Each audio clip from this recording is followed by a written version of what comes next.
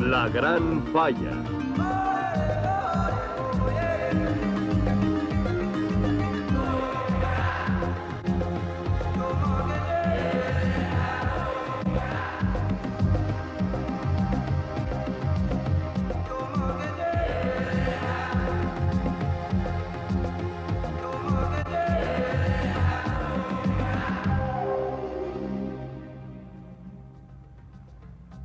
Cuando el fluido del interior de la Tierra empuja la corteza que tiene encima, puede ocasionar que ésta se quiebre, formándose las fallas. Hay partes que quedan aisladas y mundos enteros son creados.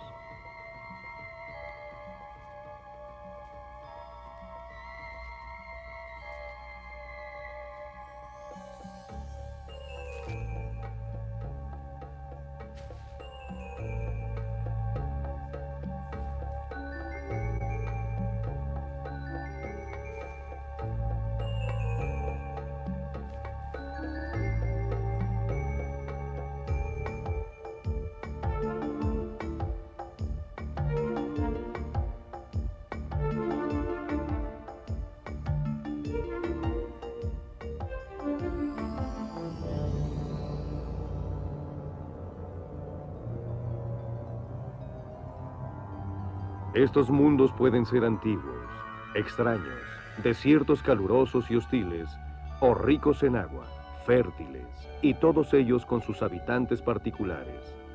La mayoría de esos mundos nacieron y se moldearon por la Gran Falla de África. La separación del continente.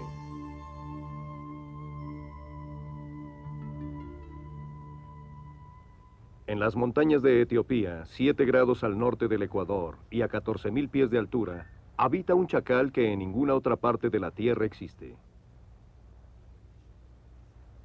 Es un chacal simien, y su mundo es como la tundra ártica, pero este se congela cada noche y se derrite cada día. Y en lugar de lemmings hay ratas, pero en gran abundancia. Hay 100.000 ratas de campo por milla cuadrada. Donde hay un lugar para un animal, normalmente una rata ya lo ha ocupado. Esto es cierto a pesar de que estos lugares estén hechos para criaturas que pesen arriba de 3 libras, que puedan hacer túneles y que tengan aves por mantener. Un topo gigante lleva la vegetación a su madriguera, mientras que un pájaro cantor espera a los insectos asociados a ella. Siendo el topo el roedor más grande, se convierte en el preferido del chacal, por lo que el topo es en extremo precavido y reacio para alejarse demasiado de su madriguera. La mayoría de las ratas de aquí hacen madrigueras y el subsuelo se convierte en un panal. El hecho de que todas sus presas vivan en esa forma ha hecho que el chacal haya desarrollado un hocico más largo que la mayoría de los cánidos, una herramienta especializada para la exploración subterránea.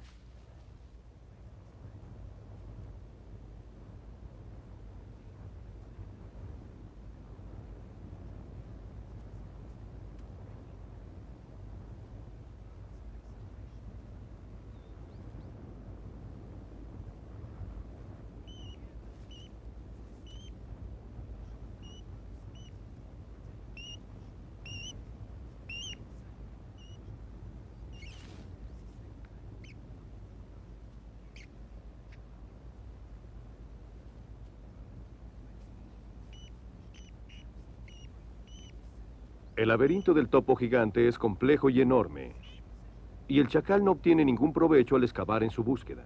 Tendrá que hacerlo en el de una rata más pequeña.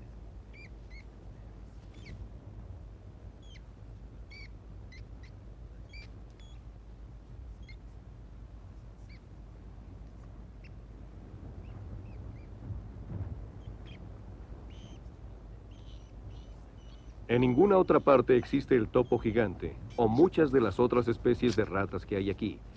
Tampoco el chacal simien, y de él hay solo unos cuantos miles.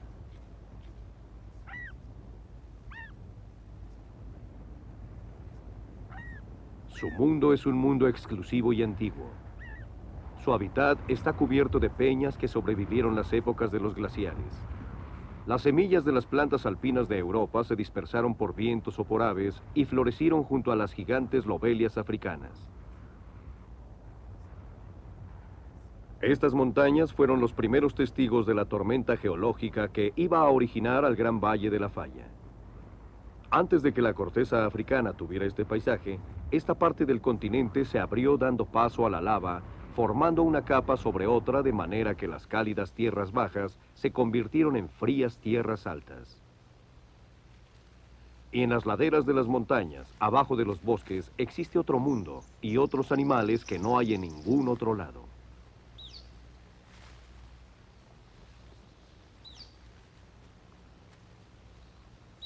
La montaña Nyala. La lejanía de estas montañas propició que fueran de las últimas partes de África exploradas en detalle por europeos, y el monte Nyala no fue descubierto por los científicos hasta 1910. Es modesto y todavía no se sabe mucho sobre él. Debido a que este paraje es pequeño y aislado, su población es de 2000. Ya que son tan antiguas, estas montañas han tenido mucho tiempo para construir y refinar una colección única de criaturas. Por ejemplo, así como aceptaron las flores europeas, también acogieron a los ancestros del ganso de alas azules, cuyos más cercanos parientes, asombrosamente, viven en Sudamérica, en los Andes. Esta codorniz es otra ave que solo se encuentra aquí.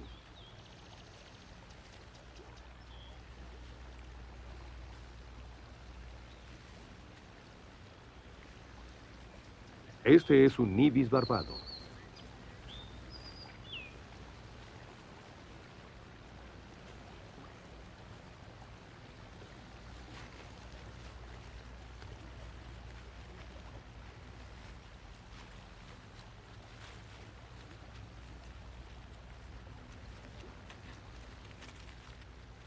La mayoría de los animales de las montañas de Etiopía no han evolucionado en ningún otro lado. Es como si estuvieran en una isla en la altitud. Lo que se tiende debajo de las montañas, sobre el mismo piso del Valle de la Falla, es un corredor entre las áridas tierras del norte de África y las planicies de Kenia y Tanzania.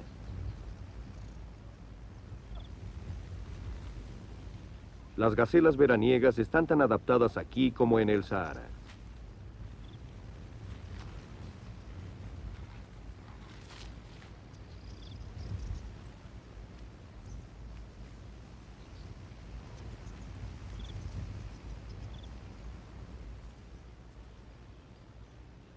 El oryx, otro antílope, es también una criatura del desierto y de las planicies. Se distribuye en una franja de 115 millas desde las costas del Mar Rojo hasta Kenia y Tanzania. Cuando la corteza se agrietó, este pequeño lugar también se partió. Se crearon ambientes distintos y la vida en cada uno evolucionó diferente para formar un mundo único. Pero andando entre ellos, todo es constante, todo es llano. Las especies son pocas, pero los individuos muchos. La corteza continúa quebrándose. Aquí, en el volcán Fantale, entre las montañas y el triángulo de Afar, está la más frágil corteza continental.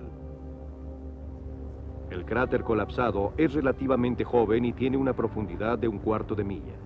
Por dentro, la montaña aún está fundida y regularmente emergen vapores desde su interior.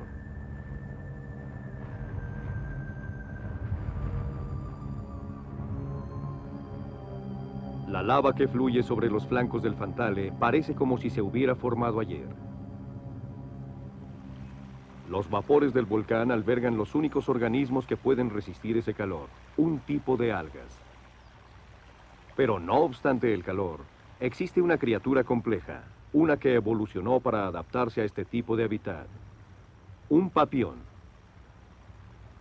En este caso, el papión sagrado, el cual es común encontrarlo en las montañas de Etiopía y ha desarrollado una especial habilidad para vivir en la inhóspita aridez como la de este lugar.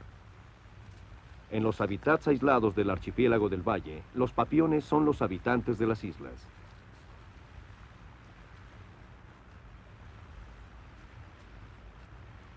Principalmente florecieron porque sus 4 extremidades están adaptadas para caminar y ellos son buenos para viajar en espacios abiertos.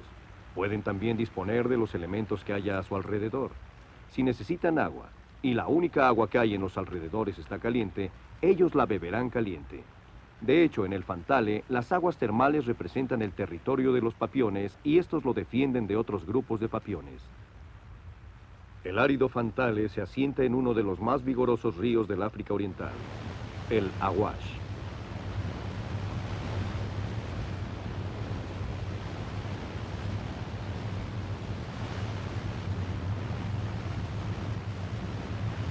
La mayoría de las aguas que drenan las montañas de Etiopía eventualmente terminan su camino en el Awash. Y de ahí fluyen hacia el hoyo más grande del mundo, el Triángulo de Afar, de 58.000 millas cuadradas, también conocido como la Depresión Danakil, que se hunde a más de 400 pies debajo del nivel del mar.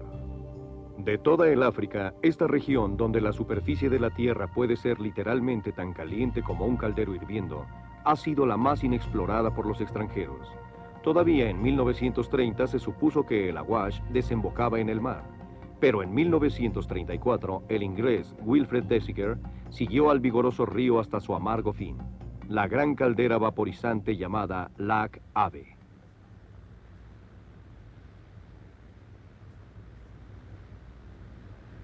Aquí, una gran parte del Awash se evapora y la otra se introduce en la tierra para formar un gran lago subterráneo.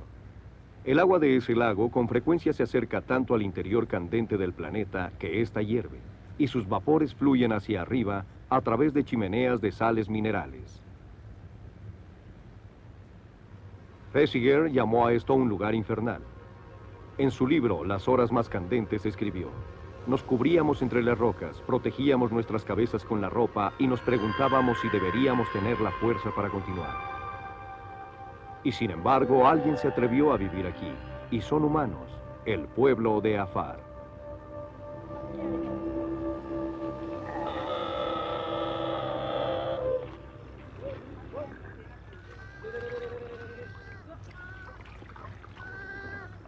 Su agua es sulfurosa, caliente y fangosa, pero aún así puede beberse, y esto, combinado con las arduas travesías, se conjunta para formar una cultura nómada lozana. Y esta, como su ambiente, es feroz.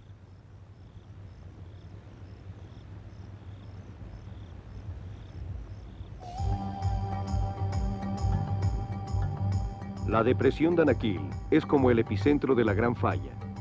Es un volcán puro donde el aire es pesado y difícil de inhalar. El agua está mezclada con las burbujas de sales de lava que suben y se evaporan, dejando grotescas formaciones de extraños colores. La lava borbotea en las pozas, se derrama y se endurece.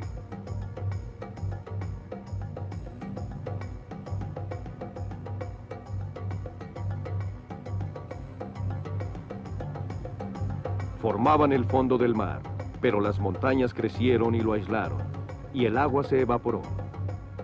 En el pasado turbulento de la depresión Danakil, esto sucedió una y otra vez, y ahora la sal se ha concentrado por las sucesivas evaporaciones formando un bloque de 3.000 pies de espesor.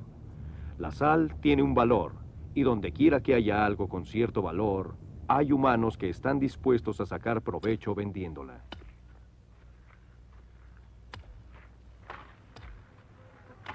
La paga de un día para uno de estos hombres es un poco de agua, una hogaza de pan y una pequeña cantidad de dinero.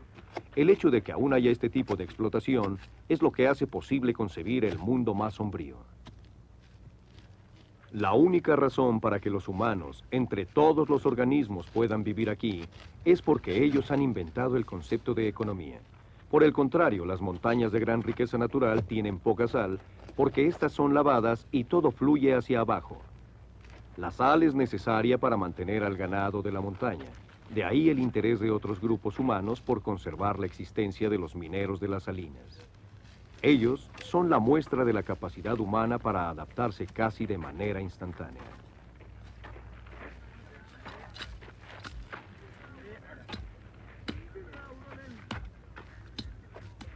En un examen médico no se encontraría ninguna diferencia entre ellos y otros grupos humanos de la Tierra, aun cuando trabajen toda su vida en lugares tan deslumbrantes y en temperaturas que pueden cegar e incluso matar a casi cualquier otro organismo. Aún el intermediario que utiliza camellos para transportar la sal a través de Danakil prefiere resguardarse en el día y viajar en la noche.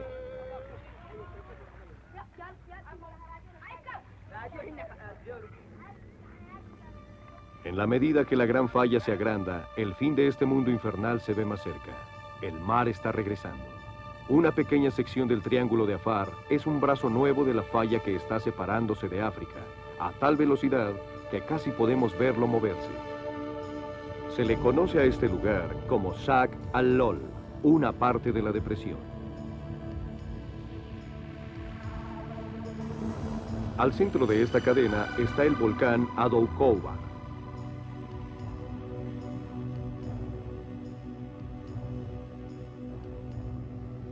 Al norte de la Adoukowa está su yacimiento de lava dividido por una grieta de 7 millas de largo y 4 pies de ancho, y que está creciendo. Al norte de ahí se encuentra el lago Lac Asal. A primera vista parece ser un milagro, algo que no encaja. Un cuerpo de agua al centro del más ardiente y seco de los calores, al centro de un árido desierto. Pero el agua llega del mar, se filtra por debajo de la Adoukowa y de su yacimiento de lava.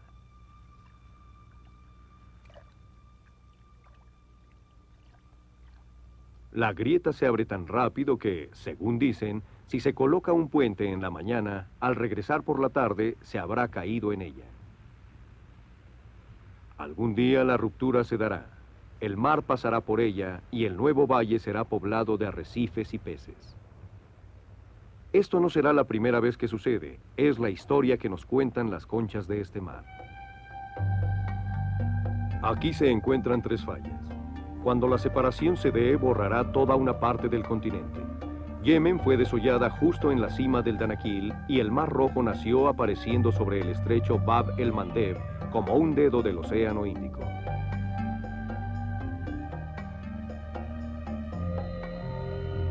Así como las glaciaciones provocaron la elevación del nivel del mar y después su descenso, la puerta del Mar Rojo repetidamente se abrió y se cerró y pudo estar cerrada hace unos 10.000 años, aunque ahora esté abierta.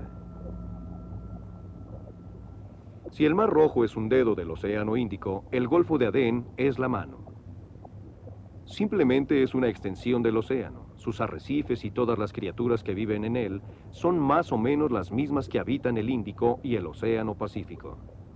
Pero aquí, en un arrecife muy fértil a unas millas del estrecho Bab el-Mandeb, en la boca del Mar Rojo, hay un tipo de peces que no existen dentro del Mar Rojo. El estrecho no siempre existe. Fácilmente puede desaparecer. El océano fluye hacia él y todas las corrientes tiran en esa dirección. También los nutrimentos fluyen a él, y este es un lugar con alimento abundante para cualquier pez, incluyendo a estos tiburones.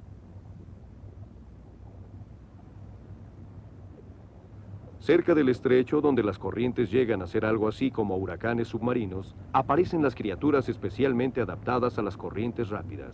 Los corales que son tan fuertes como robles o tan flexibles como pastos.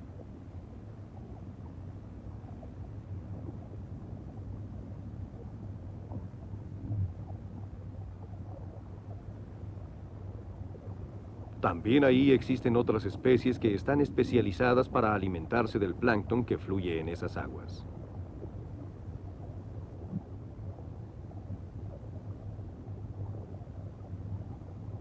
Las especies de peces que habitan en el mar abierto pueden dirigirse al estrecho sin ningún problema. Barracudas. El Bab el-Mandeb es por supuesto lo que queda de la barrera que una vez tuvo al Océano Índico separado del Mar Rojo. Ahora está debajo del nivel del mar, pero no por mucho. En una gran extensión, el agua es oscura y el piso es arenoso y blando. Cualquier animal bentónico que cruce por aquí pasará mucho tiempo expuesto a la vista de los depredadores, lo cual no representa problema para las rayas, porque se defienden con el aguijón de su cola y con su capacidad de excavar en busca de alimento.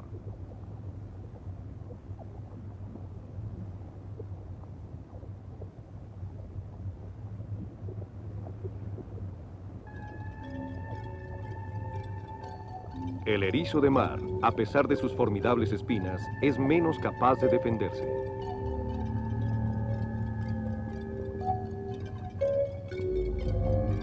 Este pez viene por su primer platillo.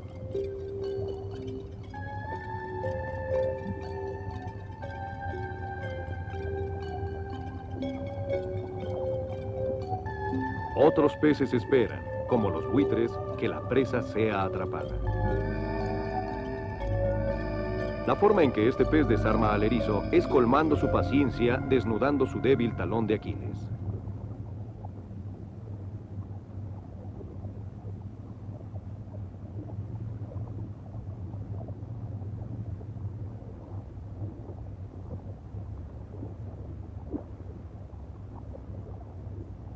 Ninguna criatura que no esté adaptada a nadar en aguas abiertas o a defenderse en un fondo arenoso no va a hacer la larga travesía a ese lugar lleno de merodeadores. Para algunas formas de vida, el Bab el-Mandeb es todavía la gran barrera que siempre fue.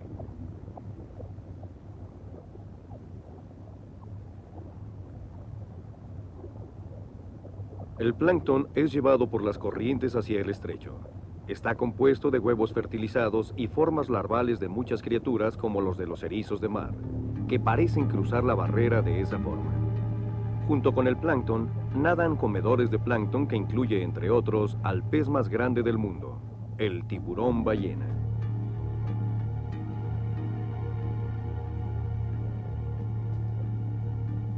¿Por qué no los elementos que conforman el plancton se desarrollan en el otro lado del mar para colonizar? La respuesta es que el mar es estrecho, profundo, inicialmente cerrado mediante una barrera. Debajo de cierto nivel no hay corrientes y no hay circulación. Todo es calma y en lo más profundo simplemente no hay vida. El coral y otras criaturas que se han asentado ahí son las únicas que se adaptaron a esas tranquilas y someras aguas. Entraron como el plancton y buscaron la parte superior de las paredes rocosas. Crecieron y formaron el arrecife más al norte del mundo. Es la base de la peculiar comunidad del Mar Rojo.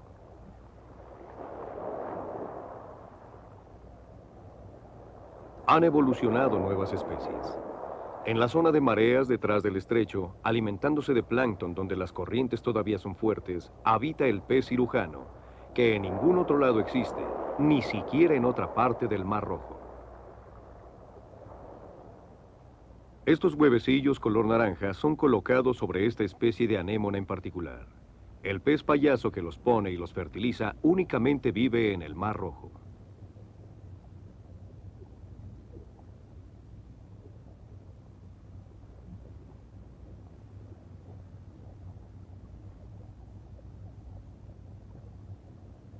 En las aguas tranquilas, las crías permanecen sobre la anémona hasta que crecen. En mar abierto, los huevos serían arrastrados y este pez dejaría de existir. Además, este pez vive bajo la protección de los tentáculos venenosos de la anémona. Una decena de peces del Mar Rojo son exclusivos de él, y los 10 miembros de la familia Dotyvak también son exclusivos. Este pez orquídea está tan orientado a la superficie del arrecife que puede alterar su sentido de orientación.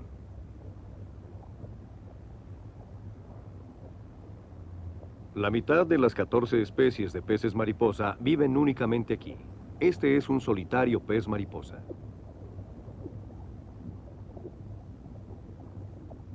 Los gregarios y enmascarados peces mariposa.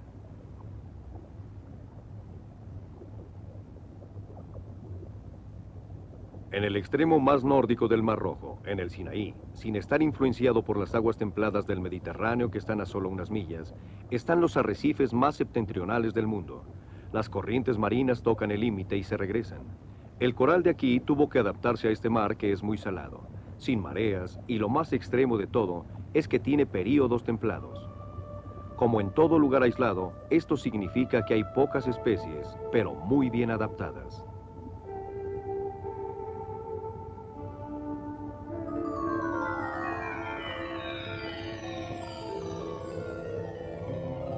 Esto se aplica también a los peces. Este es un cardumen de carpas doradas del género Antias en el Océano Índico. Son escasas comparadas a estas hacia arriba del Mar Rojo.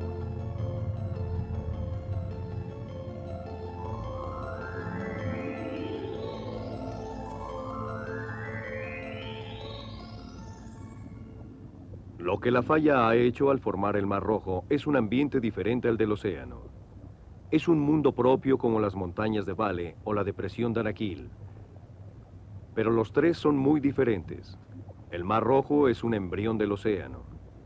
La depresión de Anaquil es a veces el piso del océano y a veces un desierto abrasador. Y las montañas de Vale son antiguas y estables, llenas de remotas y ya adaptadas formas de vida. Un mar fértil no solo es importante para las especies animales.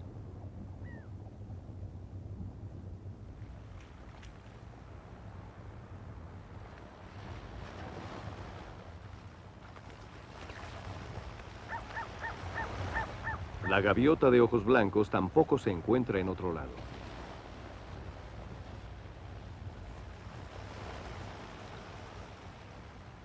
En cierto modo es un habitante del arrecife del Mar Rojo.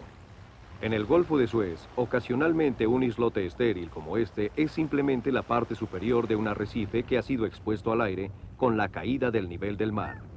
Y como es usual en esta parte del mundo, para cruzar la frontera del mar hacia la tierra, es ir de la absoluta riqueza natural a la absoluta esterilidad.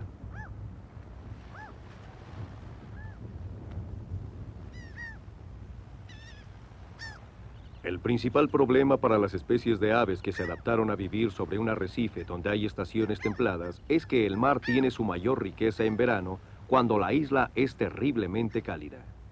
Como cualquier ave, su principal objetivo es mantener alimentadas a las crías. Pero aquí, el segundo objetivo en importancia es mantenerlas resguardadas del calor.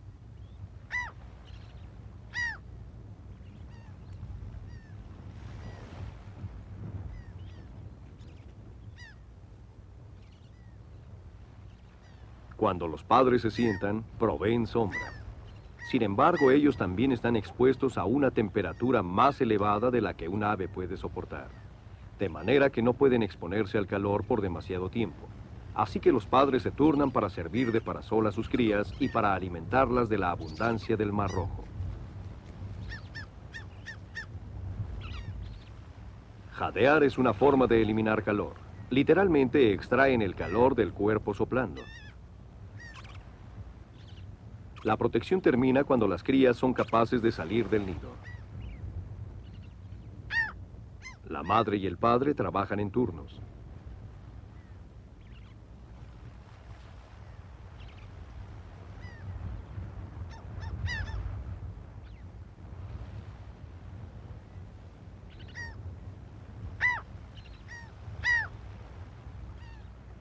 Después de una semana, si el polluelo realmente no puede ajustarse, el mar se lo lleva.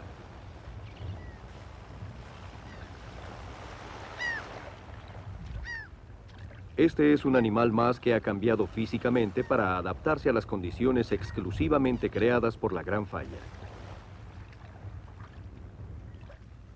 Otra isla de coral en el Mar Rojo y otra forma de sobrevivir es anidar en una pila de maderos y conchas, pero hay algo familiar en ello. Si estuviese construido en la tierra, se le debería llamar águila, y esta ave es un quebrantahuesos. El macho trae la comida. La hembra permanece en el nido, da sombra a los polluelos y elimina el calor.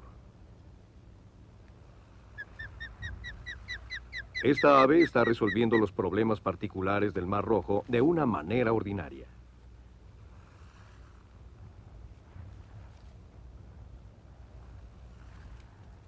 Primero, estas aves no pueden permanecer en el calor extremoso como las gaviotas de ojos blancos lo hacen.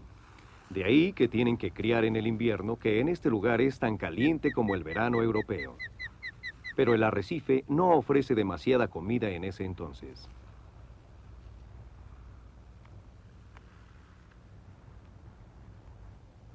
La solución, otro macho.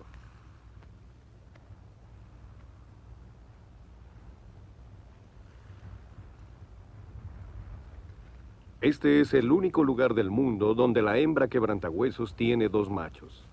Estas aves no tuvieron que evolucionar hacia una nueva especie, pero tuvieron que hacer cambios fundamentales en su forma de hacer las cosas.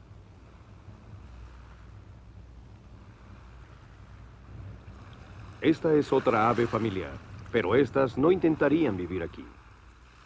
Estas cigüeñas blancas usan las islas del Mar Rojo como paraderos de descanso por la fatigosa travesía desde Europa Oriental y Asia al este de África. Algunas llegan a morir de cansancio. Cada otoño, el cielo de la Gran Falla se cubre con millones de aves que han dejado Europa y Asia para volar a África. Estas usan la falla como una supercarretera porque sus rasgos prominentes guían su camino y las corrientes de aire caliente las elevan.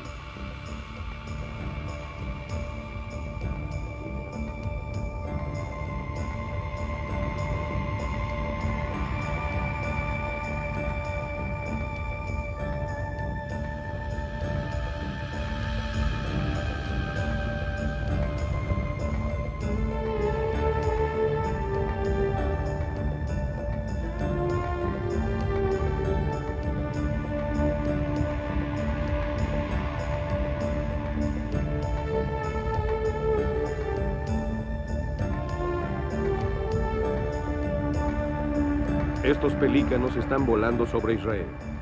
Por un lado tienen el extremo oriental del Mediterráneo y por el otro el Valle del Jordán. El corredor norte de la falla, atraviesa ciudades, granjas, verdes pastizales hasta el Mar Rojo. Todas las aves de vuelos vertiginosos, incluyendo cigüeñas y aves de presa que emigran a África desde Europa Oriental, siguen esta ruta aérea.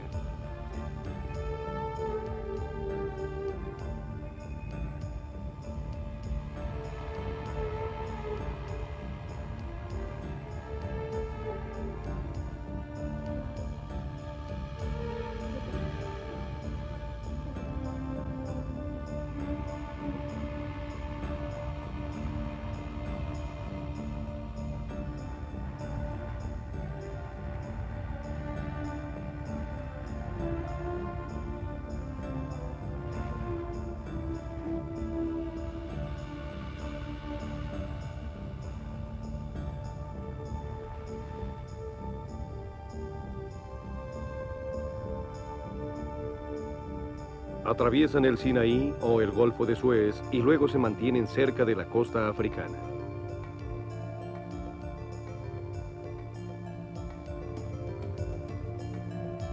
En el extremo sur del Mar Rojo, giran a la derecha y navegan por el aire de la falla sobre el Danakil para penetrar en África. Estas cigüeñas blancas terminan su viaje en los pastizales de África Oriental, en el Serengeti o tal vez en las sombras del Kilimanjaro. La falla ha creado nuevos mundos de viejos paisajes. Del mar ha hecho una isla y del aire un río navegable.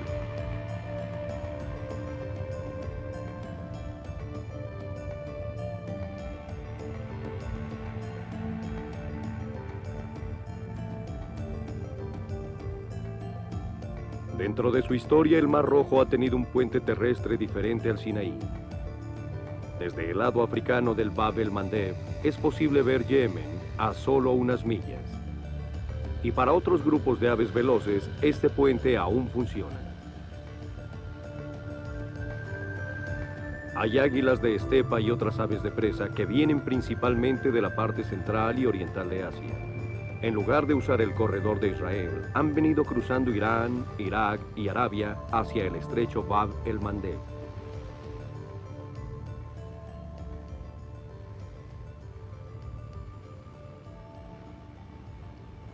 En toda su travesía, este es el único tramo de agua que cruzan estas águilas de estepas rusas.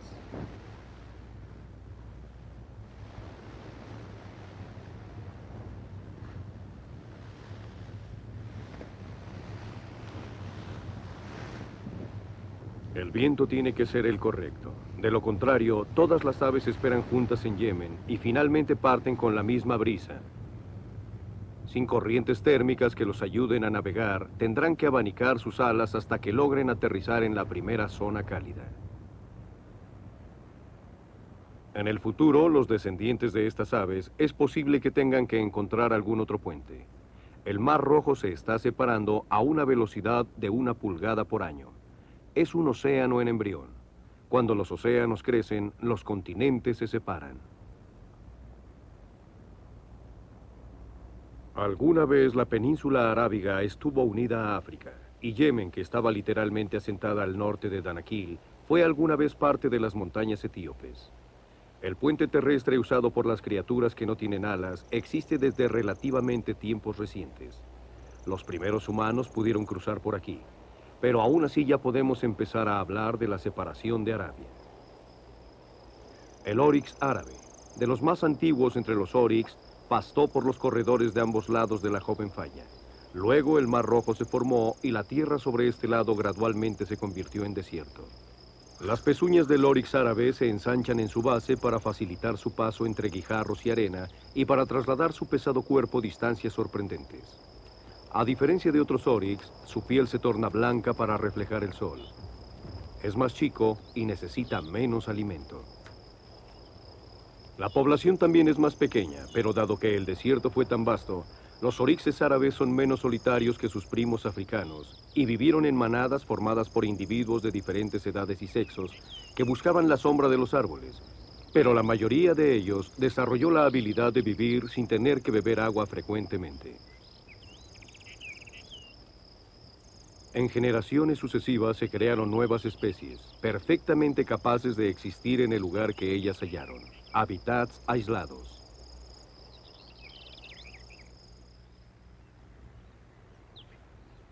La aislación es casi mágica. En el lado africano del Mar Rojo, en lo alto de las montañas de Djibouti, que se eleva desde el Danakil, circundado por los desiertos más desolados, hay 3.500 acres de bosque. Hay juníperos, olivos, higueras, jazmines y otros árboles. Plantas que son más características del Mediterráneo que del África Oriental.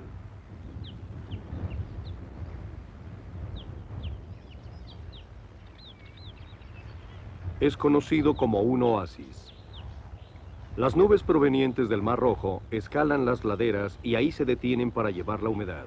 Este es un asilo de todas las aves comunes en los bosques de África.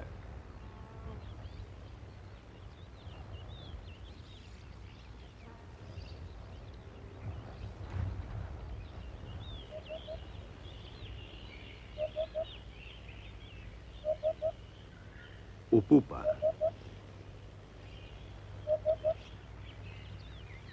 Pájaro cantor.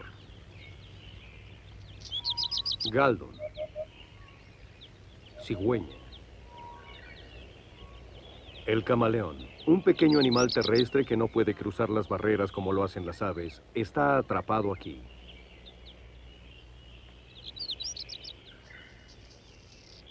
Este podría ser el oasis, pero gracias a la falla, en la misma línea, cruzando el Mar Rojo, en Yemen, existe un lugar casi exactamente igual.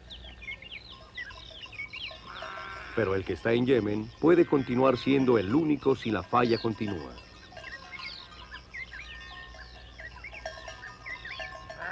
El oasis, conocido como Fore Dudey, fue descubierto por los rebaños de Afar y entonces la maleza desapareció.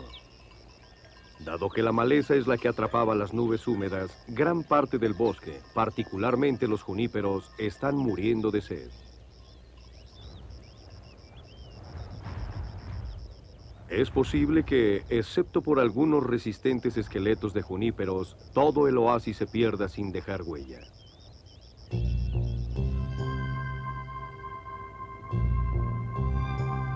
El Mar Rojo no es la única parte de la gran falla que se está ensanchando, también la parte continental. Y un día, todo el este de África puede quedar separado por el mar del resto del continente. No sería la primera vez que esto sucediera aquí.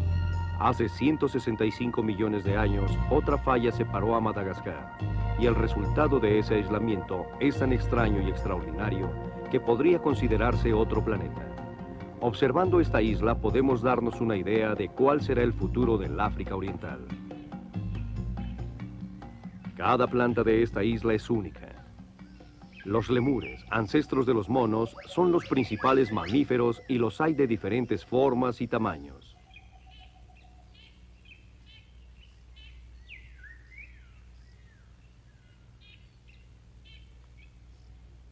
Los tenrex, ancestros del puercoespín insectívoro, también habitan aquí.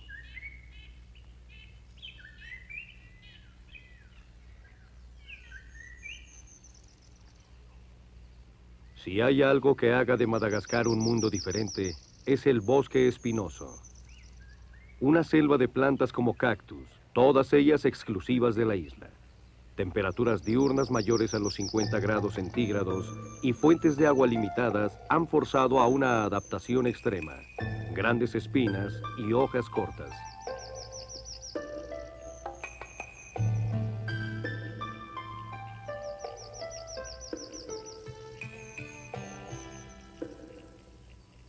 Cuando Madagascar se separó de África, había comparativamente pocas especies de plantas. Las únicas que existían florecieron en ausencia de la competencia. Por ejemplo, esta es una especie sobreviviente del árbol baobab en África. En Madagascar existen 7. Los sifaques, lemures blancos, son los únicos mamíferos diurnos en este hostil lugar. Al amanecer toman baños de sol para calentarse y luego buscan refugio para refrescarse. La penuria de una dieta a base de hojas, la deshidratación, la sed y los golpes de calor conducen a una competencia. Un intestino especializado puede digerir grandes cantidades de hojas aparentemente incomibles. Esto significa que pueden conservar energía, y en términos energéticos, cada brinco a otro árbol en busca de alimento es costoso.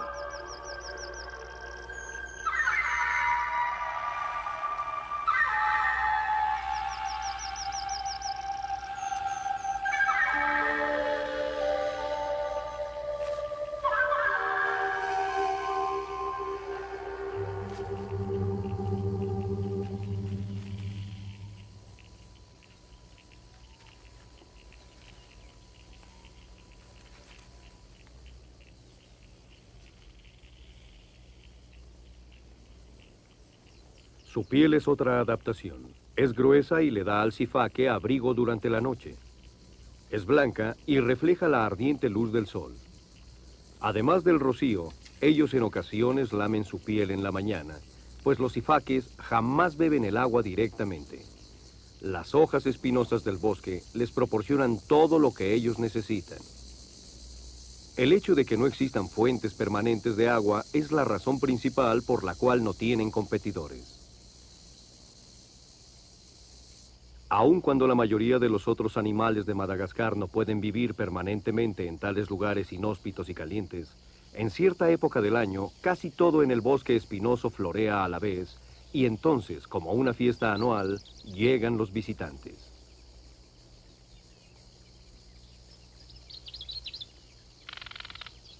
Los nectarínidos normalmente viven en bosques lluviosos.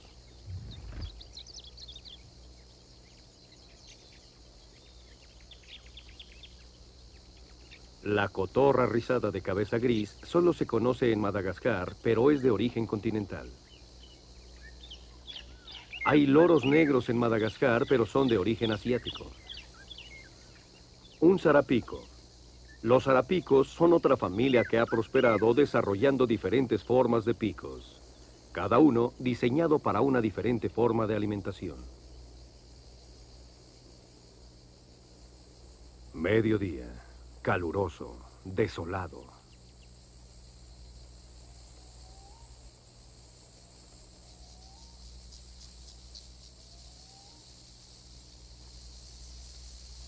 Aún los reptiles, quienes normalmente resisten el calor, son afectados por los 50 grados centígrados. Un galápago radiado de Madagascar sirve de sombra.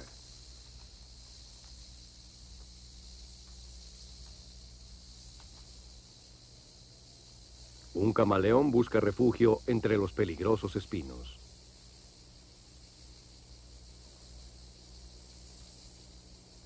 Los camaleones han prosperado con mayor éxito en Madagascar que en ningún otro lado.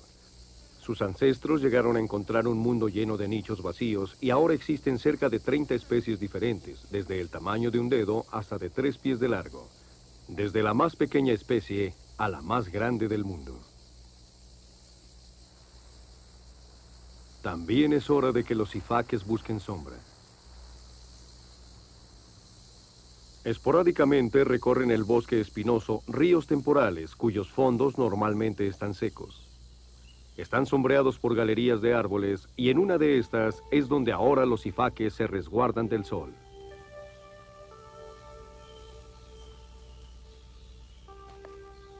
Cruzar el río significa pasar caminando por el suelo, aunque en otra temporada tienen que cruzarlo saltando.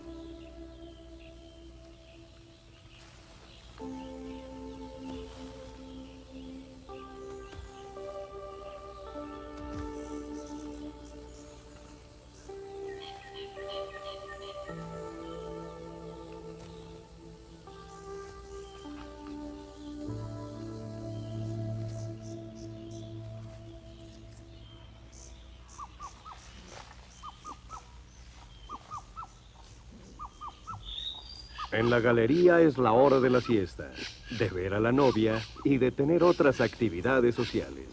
Y también para no hacer nada en la medida que sea posible.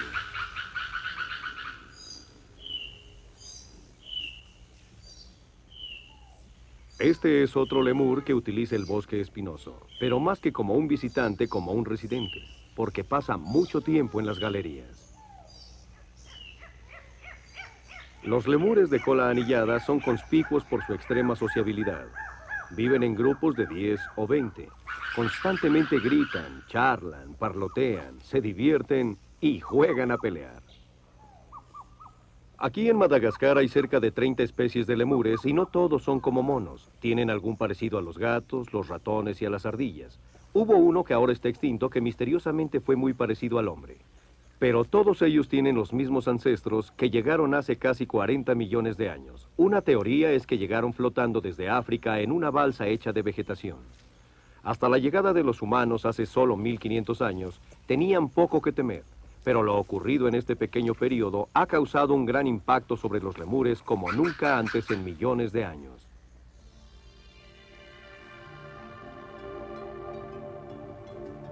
De hecho, para los habitantes de todos estos mundos que se desarrollaron en el aislamiento, el pequeño paraíso para los animales que aprendieron a adaptarse perfectamente en un solo lugar, tienen la misma nueva dimensión, la misma que se originó aquí en la Gran Falla de África.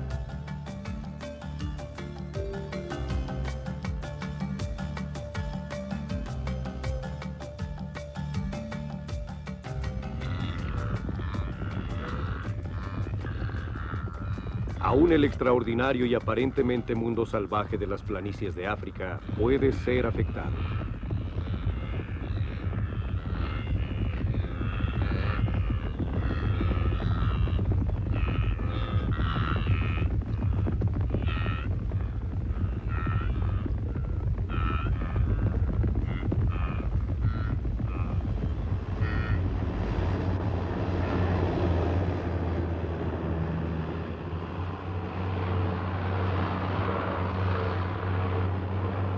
El regreso de los nativos. Hace cientos de miles de años, en algún lugar de aquí, los humanos hallaron habilidad en sus manos, grandes cerebros y una prodigiosa capacidad para viajar. Casi inmediatamente se dispersaron hacia el resto de África y a través del Mar Rojo al resto del mundo. Organizaron gobiernos, inventaron economías, construyeron máquinas y ahora lo que solía desarrollarse en forma natural es inducido como recursos naturales. Estos hombres han pagado dinero para ver a los chitas. Para un chita los autos solo significan una mayor ventaja, y mientras estos humanos son benignos con estos recursos naturales, hay otros que pueden cazarlos y convertir su piel en un abrigo. La elección es del hombre.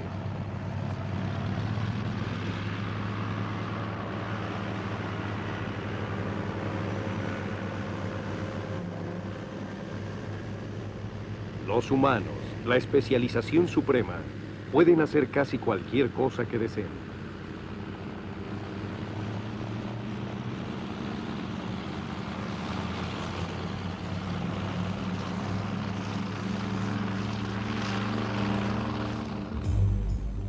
Pueden volar más rápido que una cigüeña o que un pelícano.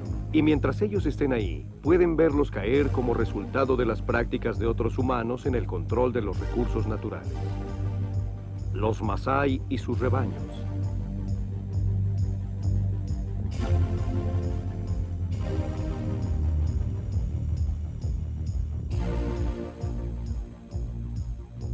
Sembrando sobre los fértiles y húmedos suelos volcánicos de las montañas de la Gran Falla.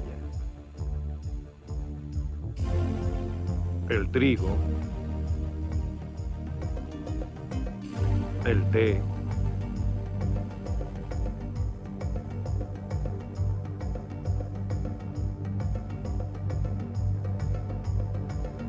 y también al sur de la falla hay sembradíos adaptados al calor y a las áridas tierras bajas, como el Enequén.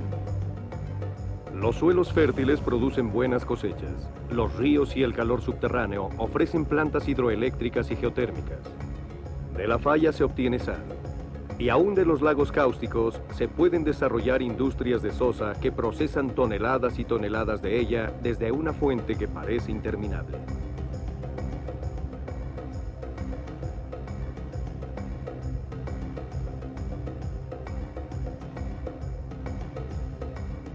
De esta forma se han creado fuentes de trabajo, ya que el hombre le ha encontrado uso a lugares que solo ciertos especialistas habían podido ocupar.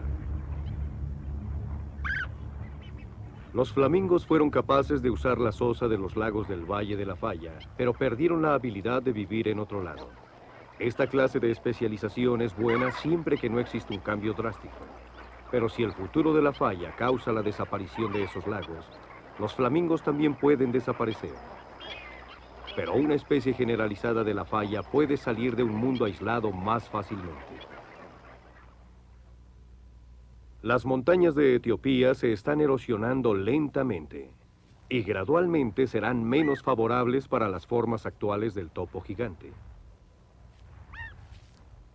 En el tiempo tendrá que cambiar o desaparecer, como lo hará el chacal, considerado ya en peligro de extinción, siendo su amenaza principal el hombre, quien compite por su tierra.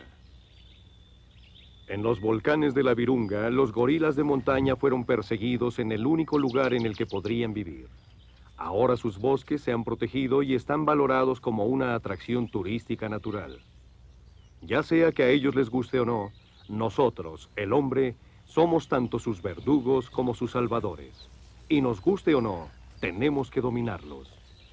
La gran falla de África, que creó numerosas formas de vida salvaje, creó una que puede deliberadamente cambiar la naturaleza.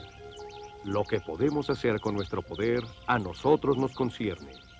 Pero una cosa es segura, el Valle de la Falla seguirá cambiando y nos sobrevivirá a todos.